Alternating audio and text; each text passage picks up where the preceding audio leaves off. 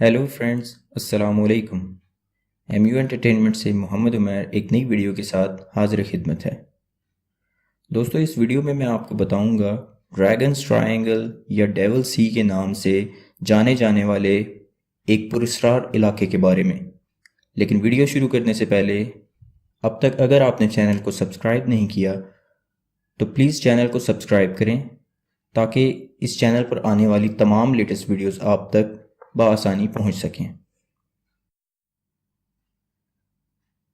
دوستو، برمودا تکون کے بارے میں تو تمام دنیا بھر میں بہت کچھ لکھا جاتا رہا ہے اور اس کے بارے میں لوگوں کو خاصی معلومات بھی ہیں، لیکن برمودا ٹرائنگل کی طرح پراسرار حادثات کے مرکز جاپان کے ڈریگن ٹرائنگل یا شیطانی سمندر یا ڈیول سی کے نام سے جانے جانے والے علاقے کو بہت کم لوگ جانتے ہیں۔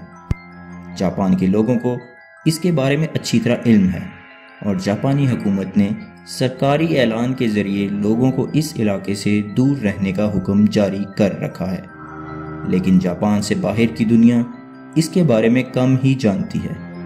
حالانکہ برمودا ٹرائنگل کی طرح یہاں بھی جہازوں، آبدوزوں اور طیاروں کے غائب ہونے کے واقعات بڑی تعداد میں ہوتے رہے ہیں، بلکہ محققین کا خیال ہے یہاں حادثات کی تعداد برمودا ٹرائنگل سے کافی زیادہ ہے۔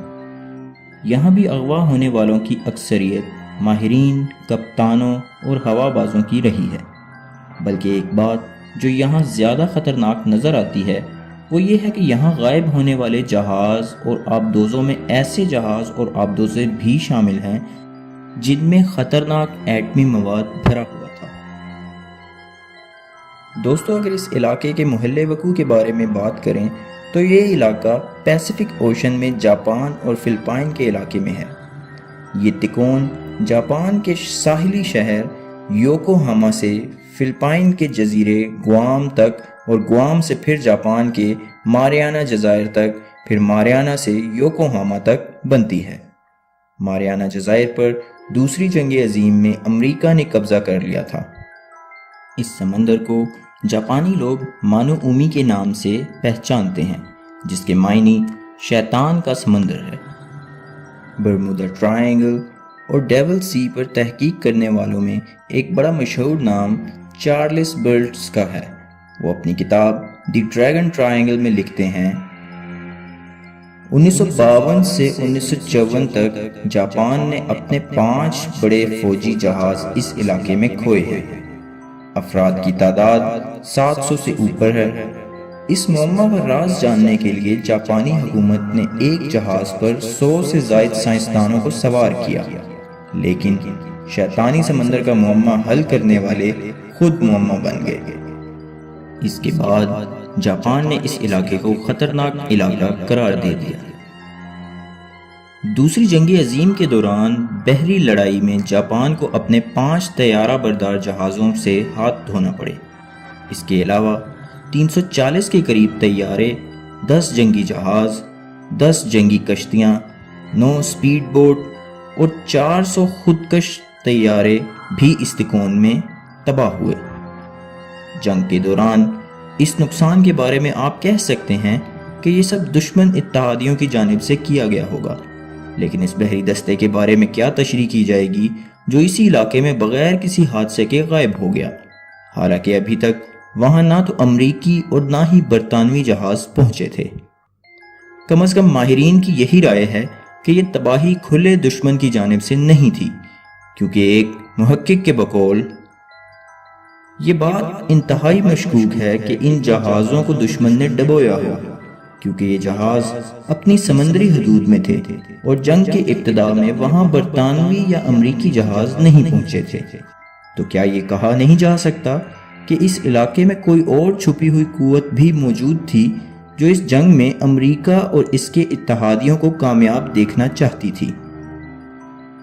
برمودا ٹکون اور شیطانی سمندر میں اتنی زیادہ مماثلت جاننے کے بعد کیا کوئی یہ مان سکتا ہے کہ یہ محض اتفاق ہے؟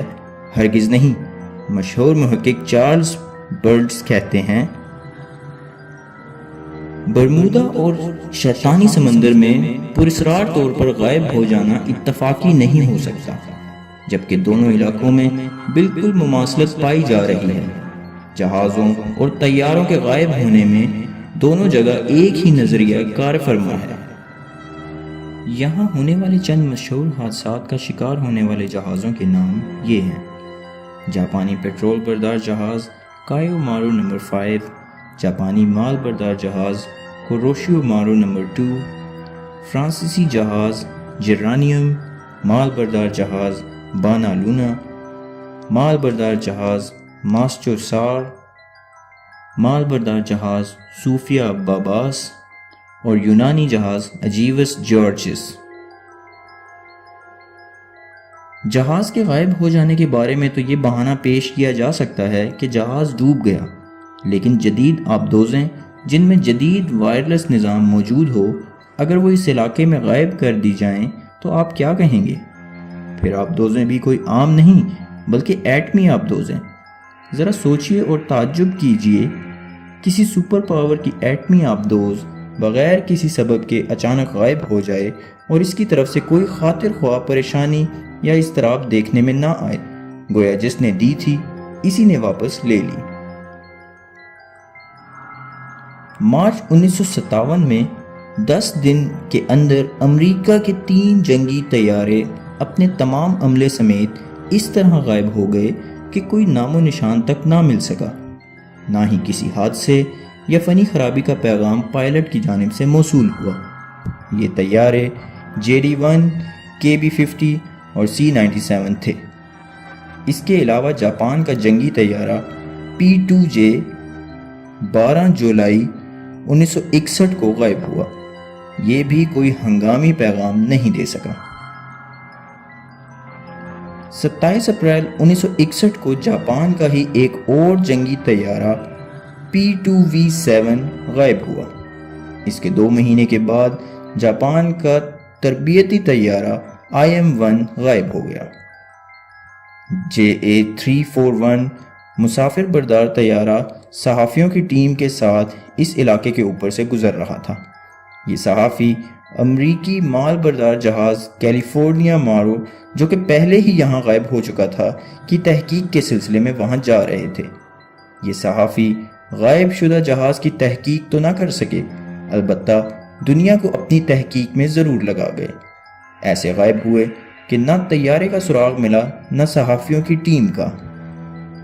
19 مارچ 1957 کو سابق فلپائنی صدر کا طیارہ 24 حکومتی اہلکاروں سمیت شیطانی سمندر کی فضا میں غائب ہوا اور کوئی سراغ نہ مل سکا۔